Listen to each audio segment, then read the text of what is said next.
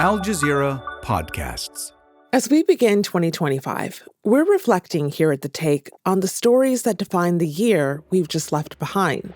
In 2024, Lebanon became the center of a growing humanitarian crisis as the conflict between Israel and Hezbollah escalated. Sweeping evacuation orders and Israeli airstrikes displaced more than 1 million people, uprooting communities in a country already struggling with economic and political turmoil. The sheer scale of the displacement marked one of the year's devastating moments. But along with the chaos, there were acts of solidarity. Neighbors opening their homes, strangers sharing what they had, and local organizations filling gaps left by governments and the international community. For the displaced, though, the question remained, how do you survive when there's nowhere truly safe to go? This episode originally aired on October 2nd, 2024. All dates and references reflect that time. Here's the show. Today, more than 1 million Lebanese are asking, where can I go that's safe? What we fear is further displacement. It's enough that they blew up our houses. Now we're all in the streets. A new Israeli incursion will mean that number keeps rising, and many feel like there's nowhere left to run. I'm Malika Bilal, and this is The Take.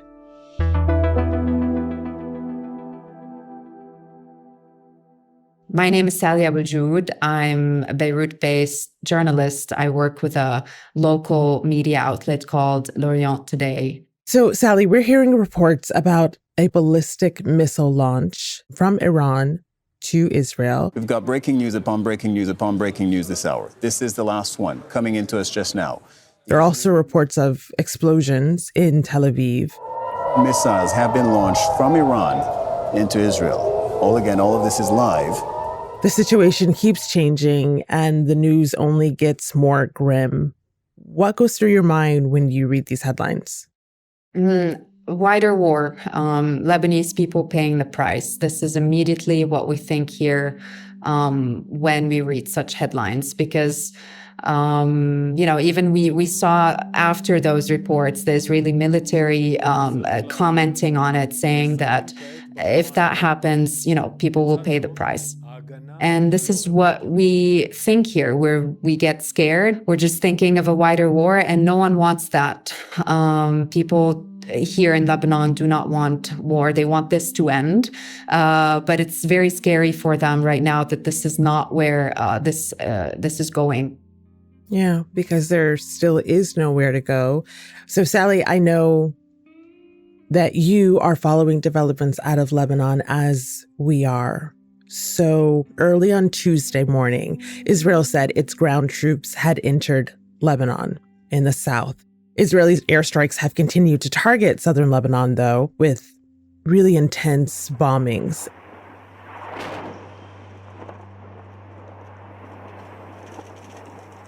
And there were more attacks on the southern suburbs of Beirut. What are people telling you about how they're trying to stay safe? People, they're very confused. They don't know what's happening. They're, like me, taking everything that's happening hour by hour. Some people think they are in safe places, like myself, out of Beirut's southern suburbs. But as the days go by, we see some Israeli airstrikes happening. In the capital, we saw one intersection called Kola. For the first time, airstrikes have hit an area of Beirut outside the armed group's stronghold. Israel says it's targeting Hezbollah sites. It bombed an apartment block near the city center, killing 3 people. There's significant damage to the building in the Kola area. There was no prior warning for that strike. People also, again, after it happened, picked up their stuff and fled. Just before this interview, we had an airstrike on the outskirts of Beirut's southern suburbs. This is a very densely neighborhood as well, and this is very close to a key hospital that's probably still hosting some of the injured coming in from Beirut southern suburbs. And this is also close to where my mom goes to work. And this also, again, happened without a prior warning. So there's a sense of this, urgency, confusion. People are scared, especially in the areas where they thought they were safe for the time being. With more than 1 million people displaced in Lebanon, there are people who are unhoused across the country, while others have managed to leave. What does Lebanon look like these days? Can you tell that 1 million people have been displaced? Yeah, like you said, I'm also packing. I have a go bag ready in case anything happens and I need to, flee where I am. Although, as far as I know, where I am right now should be safe. But as we see the airstrikes hit deeper into Lebanon and into Beirut, the capital, everyone is concerned. Everyone is lost. They don't really know if where they are anymore is safe. And absolutely, you can tell that so many people have fled their homes and their villages. This started around a week ago, and the people are still on the streets. Today, the weather is a bit colder. We had some rain. And as I drove by in the city, I was still able to see many, many families on the streets, sometimes makeshift mattresses and pillows, children. We're talking about families. They still don't have a place can go to. There are several options right now for people wanting to be in a safer area, but that includes, renting an apartment that's expensive, going on a boat to Cyprus that's also expensive. We're talking about like $1,500 per person. So if you're a family of 5 members, if you don't have that kind of money, you can't go somewhere safer. All the airlines almost have canceled the flights. There's only the national carrier, the Middle East airline, functioning right now, and almost all of their flights are fully booked. So for those who have the means to try to leave Lebanon, they're then running into the problems of very expensive flights or no flights at all. For those who don't have the means, practically speaking, what are people doing? You mentioned mattresses on the street. So people are just taking their belongings from the south and from the southern suburbs of Beirut and walking? Yeah, a lot of them actually had to walk. After the massive airstrike that we saw on Friday that took out Hezbollah chief Hassan Nasrallah, and then there was several ones after, people did not expect that this would happen. So people just fled in the middle of the night. I looked out of my balcony and I saw the families arriving on the streets, out of nowhere, had to leave. The next morning when I was walking my dog, I saw a man that also was camped out on the sidewalk of my building. And I had a chat with him about what happened. And he told me he had to walk 10 kilometers from Beirut's southern suburbs. And when he arrived to a safer place, he did not have anywhere to go. So he had to spend the night on the street. I also walked further. I saw a family. They had a van, a child inside that family sleeping on a makeshift pillow. And the parents in the front seat, one was on the phone scrolling.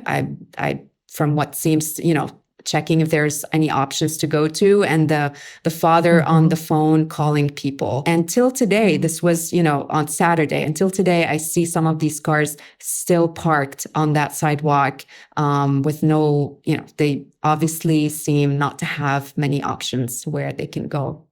After the break, fears of a wider war. Talk to me about this potential or fact of an Israeli invasion in which Israel says it is already on the ground. How is that making you feel? How is it making other people feel? The news of that is making everyone really, really terrified. It's very terrifying to, on top of airstrikes, to have an invasion. We know that the last time Israel did that, it also claimed that it would be limited, and then they got to Beirut. And whenever you're discussing this with people, this is the thing that they mention. So it seems like everyone is scared of that. And even when we personally reported on that, quoting the military, the Israeli military, saying that it would be limited and targeted, I got responses from everyone just mocking that, because no one is believing it would be that. And that's scary in itself, to think that Israel is not just targeting you from the air anymore, it's also invading. Sally, what strikes me in this is that there's not a lot of time to get angry when you are fearing for your life and your loved ones. But I wonder what you make of the fact that you're in this realm of uncertainty and the idea that another nation is sending text messages to residents of a sovereign nation that they need to flee, and you don't really have any recourse. How are you feeling in the midst of all of this? There's a lot of feelings right now that we're feeling. Anger is also included. This is a nation that keeps lurching from one crisis to another. So we have a nation that was, before this escalation, was trying to stand on their feet again and try to recover. There were many restaurants that were opening up, new ones. People even in the diaspora that left during the economic crisis or following the port explosion in 2020, some of them were even trying to get back here. And now an escalation in the conflict with Israel, and everyone is just really upset. They've had it. They see it as the cherry on top. But also they're very scared as well. So this is definitely the leading feeling here, because this is life or death. So people are trying to see about their safety, where they can go to flee areas that are being targeted. You are Lebanese. You report on Lebanon. You also worked once as a paramedic in Lebanon. So you know this country better than most. You've got to talk to its people. You also know that it's a country with a reputation for weathering almost anything thrown its way. You just listed several of those things. It's also a diverse country with many different populations. People are now forced to rely on one another for shelter, for safety, for food, because the economy is in disarray, as you said. There hasn't been a president in nearly 2 years. How are you seeing that play out amongst people? We're seeing a lot of, the sense of national unity following what happened, since this whole thing started 2 weeks ago with the explosions and the devices that Hezbollah members used. Ever since then, opposers and supporters of the party kind of, lined up together to support each other, to stand against what's happening. There's a lot of people opening up their homes. There's a town called Wadi Zaine that's south of the capital, Beirut. This town hosts a majority of Palestinian refugees. And they themselves right now opened up their homes, in one case, their wedding venue, and in another case, a mosque, to host the displaced coming, the Lebanese displaced coming from southern villages. Wow, that's beautiful. How are you going to make the determination on whether or not you have to use those go bags that you packed? So, as a journalist, I'm following the news. I'm doing that for work, but I'm also doing that for my own safety. Sometimes I finish my shift at a certain hour, but I'm still on my phone. I'm still on my laptop following what's happening, because this is for my safety, for my family's safety as well, as my family members live in different areas than me, to keep an eye out and see if their areas are close to anywhere where, the Israeli military is threatening to strike, where it might be unsafe. Also to check on how other people are doing also. Finally, Sally, I wonder what you make of the fact that the rest of the world is watching these events unfold on screens in the palm of our hands in real time. Do you think that intervention is coming from the international community? And if not, why not? Scrolling on the phone and following what's happening in a conflict area. We, as Lebanese, we're very used to it since October. We were doing that same thing with Gaza. Also on our phones, glued to our phones, watching what's unfolding in Gaza. Yeah, there's sirens behind me, and this is the kind of noise we hear all day. Incessant siren noise, incessant drone noise, flying really low. And then if you're close to it, also once in a while, airstrikes.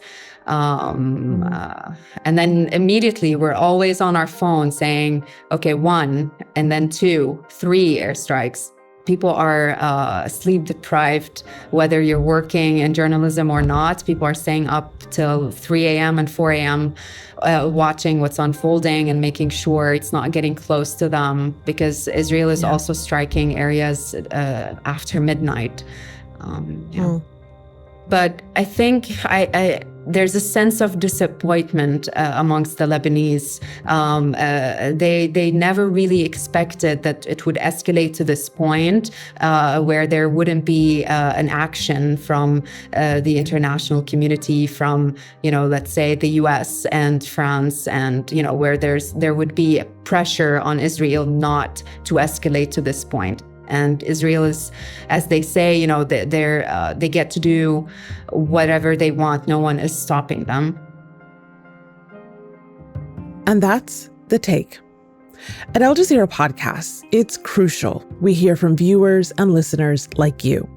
So if you have a few minutes, go to aljazeera.com/survey and tell us about yourself, how you listen to us, what kind of shows you want to listen to, or what topics you'd like us to cover. Again, that's aljazeera.com/survey.